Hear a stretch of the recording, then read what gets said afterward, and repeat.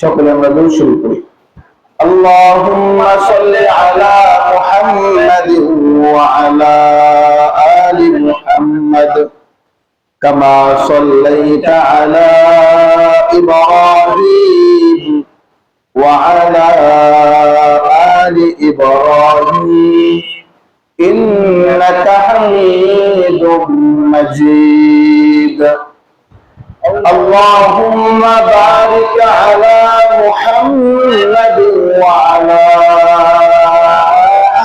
آل محمد كما باركت على إبراهيم وعلى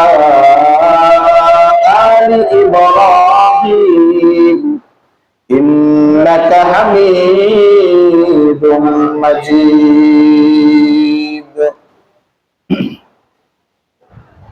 আলহামদুলিল্লাহ,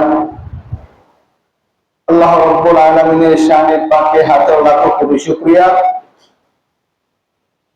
যিনি আমাদের সকলকে আজকে পবিত্র শুক্রবার জুমার দিনে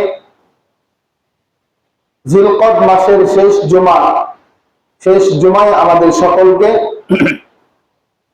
সুস্থ রেখে দুনিয়ার সকল কাজকর্ম থেকে, দুনিয়ার সকল প্রকার ব্যস্ততা থেকে আমাদেরকে ফারেক করে বিরত করে আল্লাহর হুকুম এবং রাসূলের তরিকা সেগুলো শুনে এবং সেগুলোর উপর আমরা আমল করতে পারি, সেজন্য আল্লাহ রাব্বুল আলামিন আমাদের সকলকে পবিত্র ঘর মসজিদে আসার বসা, কুরআন এবং হাদিসের গুরুত্বপূর্ণ কিছু কথা বলা এবং শোনার তৌফিক আমাদের সকলকে দান করেছেন।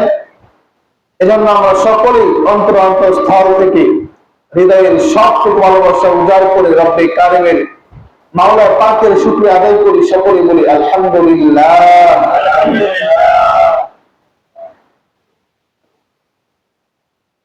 আলহামদুলিল্লাহ, আমরা মুসলমান, আর মুসলমান দাবি করার জন্য সর্বপ্রথম আমার আপনার যে জিনিসটা প্রয়োজন,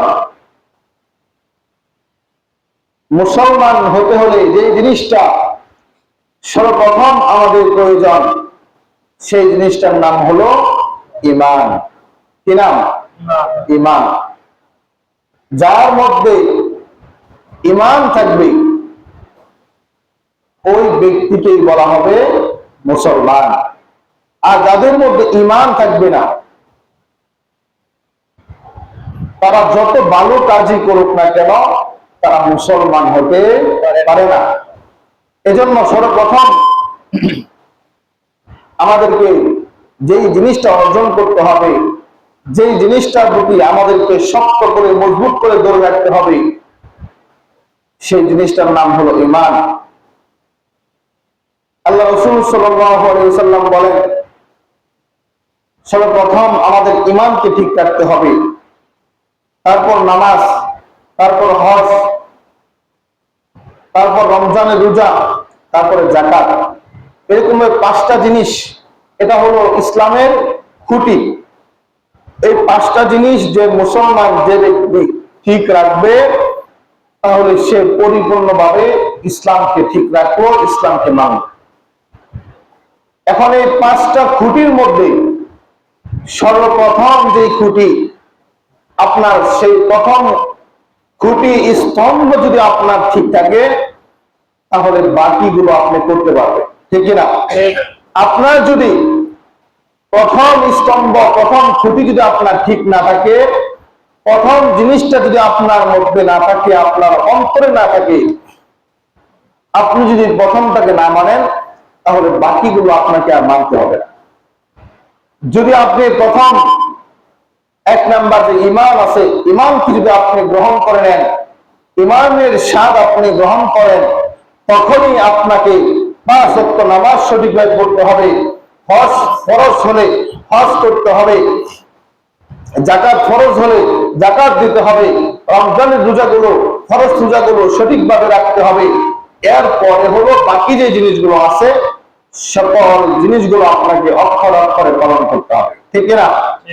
আজকে আমি প্রথম যে স্তম্ভ, প্রথম খুঁটি ঈমান, এটা যদি আমার মধ্যে না থাকে, তাহলে তার নামাজও নাই, তার রোজাও নাই, তার কোরআন তেলাওয়াত নাই, জিকিরও নাই, রমজানের রোজাও নাই, হজও নাই, তার জন্য ইসলামের কোনো বিধান নাই। ঠিক কিনা? এজন্য প্রথম যে ইসলামের স্তম্ভ খুঁটি, যেটাকে আঁকড়ে ধরতে পারলে মুসলমান জান্নাত পাবে, হয়তো আজ না হয় কাল, এটা নিশ্চিত। যদি ঈমান থাকে, কোন মুসলমানের অন্তরের মধ্যে সরিষা পরিমাণ ঈমান থাকে, তাহলে সে কোনো না কোনো একদিন জান্নাতে যাবে ইনশাআল্লাহ। হয়তো সে যে গুনাহগুলো করেছে, সে অপরাধ করেছে, সে অপরাধের শাস্তি পাওয়ার পর অনেকেই জান্নাতে যাবে, আবার অনেকেই শাস্তি পাবে না, আল্লাহ তাআলা দয়া করে ক্ষমা করে দিবেন, সে জান্নাতে চলে যাবে। কিন্তু যে জিনিসটা আমাদেরকে অন্তরে ধারণ করতে হবে, আমাদেরকে লালন করতে হবে, সেটা হলো ঈমান। যদি কারো অন্তরের মধ্যে সরিষা পরিমাণ ঈমান থাকে, সে যে কোনো সময়, যে কোনো দিন, কোনো না কোনো একদিন হয়তো শাস্তি ভোগ করে বা যে কোনো পর্যায়ে জান্নাতে একদিন যাবে ইনশাআল্লাহ। এখন এই ঈমান আমাদেরকে ঠিক রাখতে হলে যত প্রকার ঈমান নষ্ট হওয়ার জিনিস আছে, ওই সকল প্রকার জিনিস থেকে আমাদেরকে বেঁচে থাকতে হবে। এবং এই ইসলামকে বিশ্বাস করে নাই, ঈমানকে গ্রহণ করে নাই, এরকম বহু ঘটনা আমাদের আছে। বহু ঘটনা পৃথিবীর শুরু লগ্ন থেকে এখন পর্যন্ত ঘটতেছে, সামনেও ঘটবে। যারা আল্লাহকে বিশ্বাস করে নাই, যারা রাসূলকে বিশ্বাস করে নাই, যারা ফেরেশতাকে বিশ্বাস করে নাই, যারা কোরআনকে বিশ্বাস করে নাই, এরকম মানুষ অতীতেও ছিল, এখনো আছে, কিয়ামত পর্যন্ত এরকম মানুষ থেকেই যাবে। ঠিক না? এই জন্য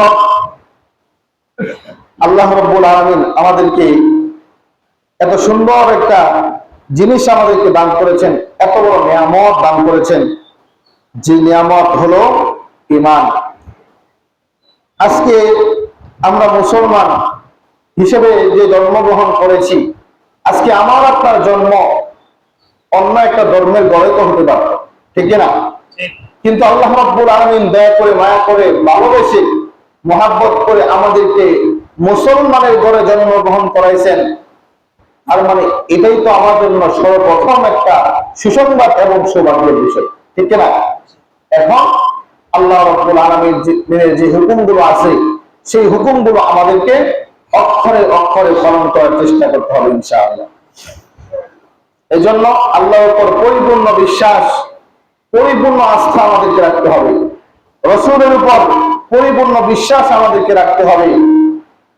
কোরআনের উপর, হাদিসের উপর, ফেরেশতাদের উপর, এরকম ভাবে জান্নাত, জাহান্নাম, মৃত্যু, এগুলো সকল কিছুর উপর আমাদেরকে বিশ্বাস রাখতে হবে।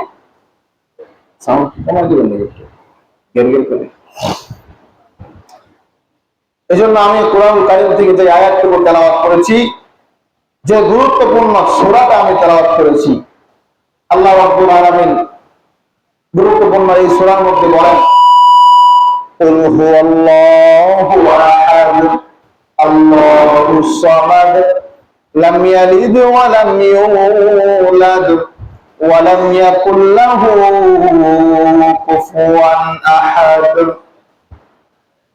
আল্লাহ রাব্বুল আলামিন পবিত্র কোরআনুল কারীমের এই গুরুত্বপূর্ণ সূরার মধ্যে আল্লাহ রাব্বুল আলামিন বলেন, হে নবী আপনি বলে দিন, কুল হুয়াল্লাহু আহাদ, হে নবী আপনি বলে দেন, আল্লাহ হলো এক, অদ্বিতীয়, কেউ নাই। আসমান জমিন এই পৃথিবী যিনি সৃষ্টি করেছেন, তিনি হলেন আল্লাহ, তিনি হলেন একজন, তার বিপরীতে আর কোন আল্লাহ, আর কোন ইলাহ নাই। আল্লাহুস সামাদ, আল্লাহ রাব্বুল আলামিন কারো মুখাপেক্ষী নন, কোন ব্যক্তির, কোন জিনিসের, কোন কিছুর মুখাপেক্ষী আল্লাহ তাআলা নয়, ঠিক না? আল্লাহ তাআলা কারো মুখাপেক্ষী? কারো মুখাপেক্ষী আল্লাহ তাআলা নয়। লাম ইয়ালিদ ওয়া লাম ইউলাদ, আল্লাহ রাব্বুল আলামিনের কোনো সন্তান নাই এবং আল্লাহ রাব্বুল আলামিন তিনি নিজেও কারো থেকে জন্মগ্রহণ করেন নাই। ওয়ালাম ইয়াকুল লাহু কুফুয়ান আহাদ। আর আল্লাহ রাব্বুল আলামিনের সমতুল্য, তার সমপর্যায়ে পৃথিবীর মধ্যে আর কোনো কিছু নাই, ঠিক না? এরকম কুরআনুল কারীমের আরো বিভিন্ন আয়াতের মধ্যে সূরার মধ্যে আল্লাহ তাআলার অস্তিত্ব তুলে ধরেছেন। এজন্য আল্লাহ তাআলা তার মুখাপেক্ষী নন। আল্লাহ রাব্বুল আলামিনের সমকক্ষ পৃথিবীর মধ্যে আর কেউ না। এই জিনিসগুলো আমাদেরকে সবসময় মানতে হবে, আমাদেরকে সবসময় বিশ্বাস করতে হবে। আল্লাহ তাআলা এক, আল্লাহ তাআলার বিপরীতে দ্বিতীয় আর কেউ নাই। তিনি আমাদের একমাত্র ইলাহ। তিনি যখন যা ইচ্ছা তাই করতে পারেন, ঠিক কিনা? এটা আমাদের বিশ্বাস হয়। আল্লাহ তাআলা যখন যেটা চায় তখন সেটা করতে পারেন, কিন্তু আমরা মানুষ যখন যেটাই চাইবো তখন সেটা করতে পারবো না। এজন্য ছোট্ট একটা ঘটনা বললে বুঝতে পারবেন। মানুষের মধ্যে আল্লাহকে বিশ্বাস করে না, আল্লাহর অস্তিত্বকে বিশ্বাস করে না, এরকম অনেক মানুষ এখনো আমাদের সমাজে বা আমাদের আশপাশে আছে না নাই? অনেক মানুষ আছে। অনেকেই বলে আমরা আল্লাহকে দেখতে পাই না, অনুভব করতে পারি না, তাহলে আমরা কেন বিশ্বাস করি?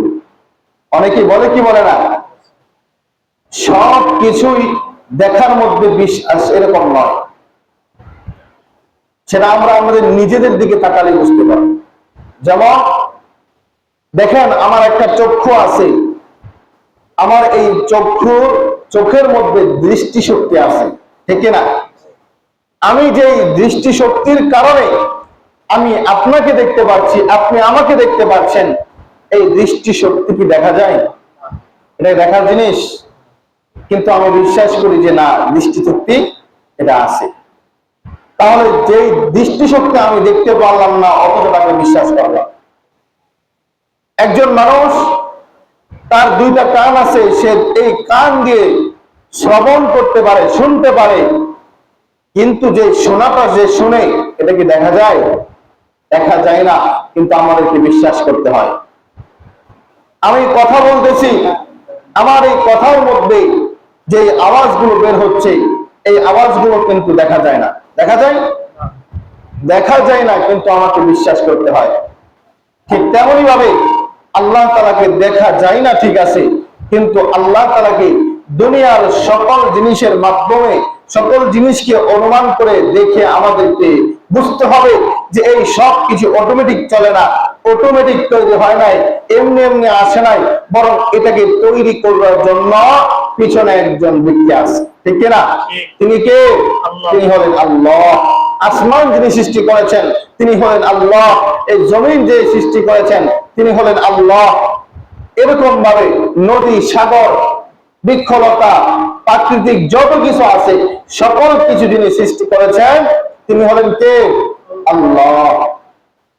ঠিক এরকম ভাবেই উমাইয়া ইবনে খালফ, তার জমানায় ইমাম আবু হানিফা রাহমাতুল্লাহি আলাইহির সময় একটি ঘটনা, ছোট ঘটনা, যে উমাইয়া ইবনে খালফ তার সময় রাজ দরবারের মধ্যে একজন ব্যক্তি আসলো। আসার পরে বলতেছেন, হে উমাইয়া ইবনে খালফ, তোমরা যে আল্লাহকে বিশ্বাস করো, তোমরা যে আল্লাহকে মানো, আমি তোমাদের সে আল্লাহকে বিশ্বাস করি না। তোমাদের আল্লাহ তাআলার কোনো অস্তিত্ব নাই। রাজ দরবারের মধ্যে এসে উমাইয়াকে এরকম ভাবে প্রশ্ন ছুড়লেন, চ্যালেঞ্জ ছুড়ে দিলেন। ছুড়ে দেওয়ার পরে বলতেছেন, যদি আমাকে কেউ বিশ্বাস করাতে পারে আল্লাহ কেউ আছে, আল্লাহর অস্তিত্ব আছে, তাহলে আমি পরাজয় করব, আমি হার মেনে নিব। কিন্তু যদি আমাকে কেউ পরাজয় করতে না পারে, আমাকে যদি আল্লাহর অস্তিত্ব কেউ না দেখাতে পারে, তাহলে তোমরা পরাজয় বহন করবে। যখন উমাইয়ার কাছে, বাদশাহর কাছে এক নাস্তিক এসে এরকম ভাবে এই প্রশ্নটা ছুড়ে দিলেন। ছুড়ে দেওয়ার পরে রাজ দরবারের মধ্যে কেউ এরকম ব্যক্তি ছিল না যারা এই নাস্তিকের প্রশ্নের উত্তর দিবে। কিন্তু ওই সময় ওই জমানার বাগদাদ শহরে দজলা নদীর তীরে ইমাম আবু হানিফা রাহমাতুল্লাহি আলাইহি বসবাস করতেন। এরপরে বাদশা ইমাম আবু হানিফা রাহমাতুল্লাহি আলাইহি নিকট একটি দূত পাঠালেন, যাও যাও ওই জামানার সব থেকে বড় আলেম, সব থেকে বেশি জ্ঞানের অধিকারী ইমাম আবু হানিফাকে ডেকে নিয়ে আসো, গিয়ে বলো যে রাজ দরবারের মধ্যে একজন নাস্তিক এসেছে, সে আল্লাহকে বিশ্বাস করে না, আল্লাহর অস্তিত্ব বিশ্বাস করে না। এই জন্য ইমাম আবু হানিফা রাহমাতুল্লাহি আলাইহি এসে ওই ব্যক্তির সাথে মোকাবেলা করতে হবে। এই জন্য রাজ দরবারের মধ্যে মিটিং ডাকলেন, সবাই একত্রিত হলেন। ইমাম আবু হানিফা রাহমাতুল্লাহি আলাইহি খবর পাঠালেন যে আপনি তাড়াতাড়ি 8টা থেকে 9টার মধ্যে চলে আসবেন। ইমাম আবু হানিফা বললেন, ঠিক আছে তুমি যাও, আমি 8টা থেকে 9টার মধ্যে চলে আসব। এরপরে যখন সবাই ইমাম আবু হানিফার জন্য অপেক্ষা করতেছিল, 8টা বেজে গেল, ইমাম আবু হানিফার খবর নাই। 9টা বেজে গেল, এরকম ভাবে আস্তে আস্তে 12টা বেজে গেল, কিন্তু ইমাম আবু হানিফা তো আর আসে না। নাস্তিক বলতেছেন, দেখো দেখো হয়তো আমার কে ভয় পেয়েছে, ভয় পাওয়ার কারণে তোমাদের সব থেকে বড় আলেম সে আমাদের রাজ দরবারের মধ্যে আসে নাই। এরকম করতে করতে যখন 1টা বেজে গেল, 1টা বাজার পরে রাজ দরবারের মধ্যে ইমাম আবু হানিফা আগমন করলেন। আগমন করার পরে সবাই দাঁড়িয়ে সম্মান করলেন।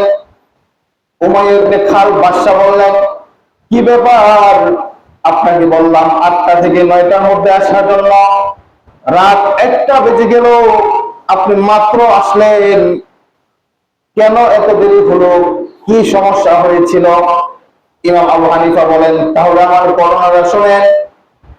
আপনি যখন আমার কাছে দুধ পাঠাইলেন, দুধ যাওয়ার পরে আমি সাথে সাথে আপনার রাজ দরবারে আসার জন্য বাসা থেকে বের হয়েছিলাম।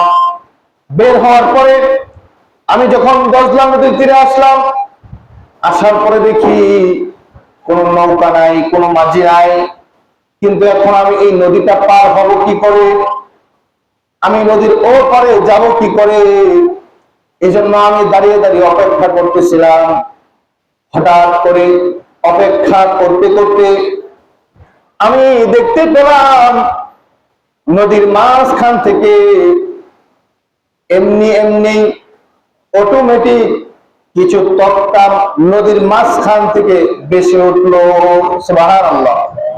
এরপর আমি দেখলাম হঠাৎ করে আশ্চর্যভাবে কিছু প্যারেক অটোমেটিক ওই তক্তার সাথে লেগে এরকম ভাবে একটা নৌকা তৈরি হয়ে গেল। সুবহানাল্লাহ। নৌকা যখন তৈরি হয়ে গেল, নৌকা তৈরি হওয়ার পরে আস্তে আস্তে আমার সামনে নদীর কিনারায় নৌকাটা এসে আমার সামনে দাঁড়াইলো। দাঁড়ানোর পরে কোনো মাঝি নাই, শুধু খালি নৌকা। আমি নৌকার মধ্যে উঠলাম, উঠার পরে নৌকা অটোমেটিক আমাকে নদীর ওই পারে নিয়ে গেল। আমি যখন নৌকা থেকে নামলাম, নামার পরে আমি দেখলাম, পিছনের দিকে তাকাইলাম, তাকানোর পরে সাথে সাথে দেখি আমি নৌকাটা আর এখানে নাই। এই আশ্চর্য ঘটনা আমার সাথে ঘটে গেল। এরকম ঘটনা জীবনে কোনোদিন আমার সাথে ঘটে নাই। এই ঘটনা যখন রাজ দরবারের মধ্যে ইমাম আবু হানিফা বললেন, বলার পরে সেই নাস্তিক বলতেছে, আমি তো আপনাকে জ্ঞানী মনে করতাম, আপনাকে আমি বিজ্ঞ আলেম মনে করতাম, কিন্তু আপনি এখন যে কথাটা আমাদেরকে শোনাইলেন, এটা তো কোনো জ্ঞানী মানুষের কথা নয়, বরং এটা নির্ভুল বাচ্চাদের মতো কথা, বোকাদের মতো কথা। যে আপনি নৌকা দিয়ে আসলেন, অথচ নৌকার মধ্যে কোনো মাঝি নাই, অটোমেটিক নৌকা তৈরি হয়ে গেল, এটা কোনোভাবে সম্ভব? একা একা নৌকা তৈরি হতে পারে? আর নৌকা মাঝি ছাড়া নৌকা চলে কিভাবে? যখন এই কথাগুলো নাস্তিক বলল, বলার পরে ইমাম আবু হানিফা রাহমাতুল্লাহ বললেন, আপনার কথা শেষ? হ্যাঁ শেষ। তাহলে এখন আপনি শুনুন, কে বোকা কে নির্বোধ এটা এখন প্রমাণ হবে। আপনি বলতেছেন অটোমেটিক একটা নৌকা তৈরি হতে পারে না, বানানিওয়ালা ছাড়া কোন জিনিস বলতে পারে না, চালানিওয়ালা ছাড়া, নৌকা চালানিওয়ালা ছাড়া, মাঝি ছাড়া নৌকা চলতে পারে না। আপনার বিবেক দ্বারা যদি এটাও হয় যে একটা সামান্য নৌকা কেউ বানানো ছাড়া বলতে পারে না, চালানি ছাড়া চলতে পারে না, তাহলে আপনি একবার চিন্তা করুন, এই আসমান, এই জমিন, এই পৃথিবীর জমিনে যা কিছু বানানো হয়েছে, যা কিছু হয়েছে, এর পিছনে অবশ্যই কেউ না কেউ ছিল। যদি কোনো বানানোওয়ালা না থাকতো তাহলে এই জিনিসগুলো অটোমেটিক কোথা থেকে আসতো না, ঠিক না? যখন এরকম ভাবে রাজ দরবারের মধ্যে এই কথাগুলো বললেন, বলার পরে নাস্তিক মাথাটা নিচু করে রাজ দরবার থেকে পালিয়ে গেল। আল্লাহু আকবার। এজন্য এরকম অনেকে আছে, আমরা অনেকে এরকম অনেকে বলে যে আমরা আল্লাহকে দেখতে পাই না, বিশ্বাস করি না। এটা ভুল। আমাদের শরীরে আমরা ব্যথা পাই, কিন্তু ব্যথা পাওয়ার পরে আমরা ব্যথা অনুভব করতে পারি, কিন্তু ব্যথা দেখা যায় না। এরকম অনেক কিছু আছে, দেখা যায় না, কিন্তু আমাদেরকে বিশ্বাস করতে হয়। ঠিক তেমনই ভাবে আল্লাহ তাআলাকেও দেখা যায় না, দেখা যাবে না, কিন্তু তাকে আমাদের বিশ্বাস করতে হবে। ইমাম মালিক রহমাতুল্লাহি আলাইহিকে আর বাদশা হারুন রশিদ জিজ্ঞেস করলেন, আল্লাহর অস্তিত্ব আপনি কিভাবে বুঝেন? ইমাম মালিক রহমাতুল্লাহ বলেন, মানুষের শরীর যেটা আছে, মানুষ যদি তার শরীরের গঠনের দিকে, অঙ্গ গঠনের দিকে তাকায়, তাহলে সে আল্লাহর অস্তিত্ব বুঝতে পারবে, ঠিক না? ঠিক তেমনি ভাবে আল্লাহ তাআলার সাথে এমন কোন কাজ আমাদের করা যাবে না যেটা দ্বারা আল্লাহ তাআলার সাথে শিরিক হয়ে যায়, কুফরি হয়ে যায়। এমন কোন কাজ যেন আমাদের দ্বারা না হয়, আমরা যেন না করি, সেই তৌফিক আল্লাহ রাব্বুল আলামিন দান করুন। সকলে বলি আমিন। এবং আমাদের মাঝে, সমাজের মধ্যে কিছু প্রচলিত কথা আছে, এমন এমন কিছু কথা আছে যেগুলো আমরা অনেকেই বলি, কিন্তু এই কথাগুলো বলার দ্বারা আমার ঈমান চলে যায়, আমি বুঝতে পারি না, ঠিক না? আমি মুসলমান দাবি করতেছি, কিন্তু মাঝে মাঝে আমার মুখ দিয়ে এমন এমন কথা বের হয়, আমার ঈমান চলে গেছে, কিন্তু আমি বুঝি না, আমি বুঝতেছি না যে আমার ঈমান চলে গেছে। এরকম কিছু কথা আছে, কুফরি কথা।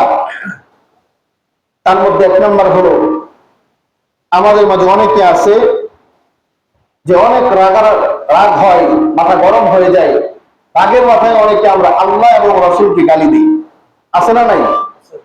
অনেক সময় এরকম হয়, অনেক মানুষ আছে যারা রাগের মাথায় আল্লাহ এবং আল্লাহর রাসূল উভয়কে গালি দেওয়া শুরু করে। যদি এরকম কেউ করে, সাথে সাথে তার ঈমান চলে যাবে, কাফের হয়ে যাবে, তাকে আবার পুনরায় মুসলমান হতে হবে।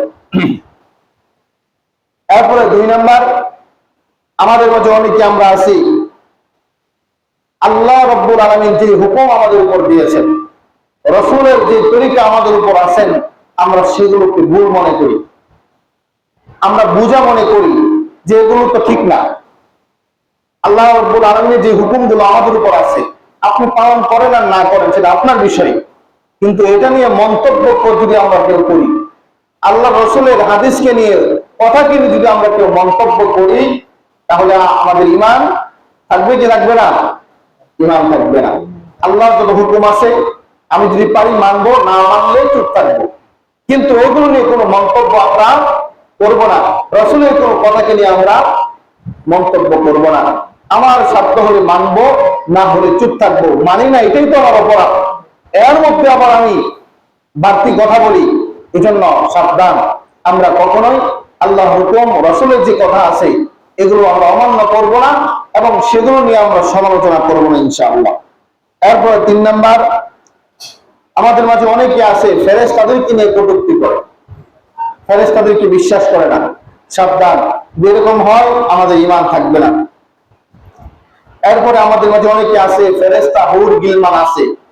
আমরা কিন্তু অনেকে মাহফিল থেকে শুনেছি যে পুরুষ মানুষ মারা যাওয়ার পরে, জান্নাতে যাওয়ার পরে তিনি কিন্তু হুর পাবেন। শুনেছেন তো সবাই? আমরা অনেকে আছে হুর গিলমান এগুলো বিশ্বাস করে না। সাবধান, আল্লাহ রাব্বুল আলামিন যেহেতু বলেছেন, রাসূল পাক সাল্লাল্লাহু আলাইহি ওয়াসাল্লাম হাদিসের মধ্যে বলেছেন, আমাদেরকে বিশ্বাস করতে হবে। এরপরে আমাদের মাঝে অনেকে আছে হযরত মুহাম্মদ সাল্লাল্লাহু আলাইহি ওয়াসাল্লাম সর্বশেষ নবী, এটা অনেকে বিশ্বাস করে না। এগুলো অনেকে আছে, মাজার পূজারী অনেকে আছে, এগুলোর মধ্যে সমস্যাটা বেশি হয়। যারা অন্যান্য বিশ্বাস করে বা ইহুদির মধ্যে আছে, যারা নিজেদেরকে মুসলমান দাবি করে, অথচ যারা সর্বশেষ নবী মুহাম্মদ সাল্লাল্লাহু আলাইহি ওয়াসাল্লামকে বিশ্বাস করে না, বরং তারা মুসা নবীকে বিশ্বাস করে, ঈসা নবীকে বিশ্বাস করে। এজন্য সাবধান। এরপরে আমাদের মাঝে অনেকে আছে, অনেক মানুষ মারা যায়, কিন্তু মারা যাওয়ার কারণে আল্লাহর উপর অভিযোগ তুলি যে আল্লাহ তাআলা এই লোকটাকে এখনই মারতে হইলো। আছে না অনেকে? মানুষ মারা গেছে কিন্তু এটার অভিযোগ আল্লাহ তাআলার কাছে দেয়, আল্লাহকে দায়ী করে। সাবধান, এমন করা যাবে না।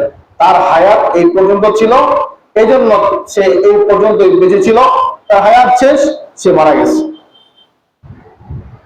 এরপরে আমাদের মাঝে আরো অনেকেই কথা বলি, আল্লাহ তাআলা বলেও আমি একজন মনে করব না।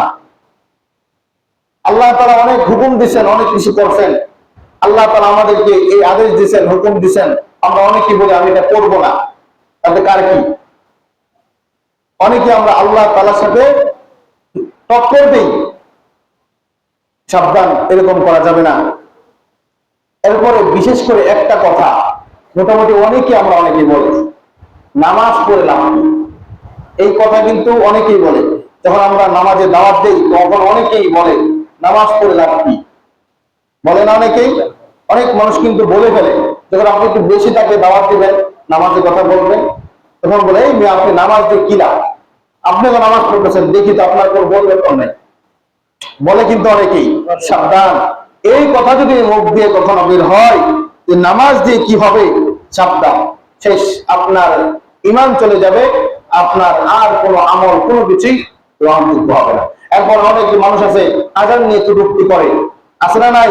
অনেক আওয়ামী লীগ থাকা অবস্থায় অনেক নেতারা ছিল, আযান নিয়ে কটূক্তি করছে। আবার সাধারণ মানুষের মধ্যে অনেকে আযান নিয়ে কটূক্তি করে, কি হাওয়া করতেছে, কান দালাবালা নিয়ে বলাইতেছে, অনেকে বলে কি বলে না? সাবধান, আযানকে নিয়ে যদি আমরা এরকম বলি তাহলে আমাদের ঈমান থাকবে না। এবং গণকের কাছে অনেকে আমরা হাত দেখাই এবং ভবিষ্যৎকে বিশ্বাস করি, এরকম কাজ যদি আমরা করি আমাদের ঈমান থাকবে না। আল্লাহ রাব্বুল আলামিন আমাদের সকলকে এই প্রকার কুফর থেকে বেঁচে থাকার তৌফিক দান করুন। আল্লাহকে বিশ্বাস করতে পারি, আল্লাহর হুকুম মানতে পারি, রাসূলের তরিকা অনুযায়ী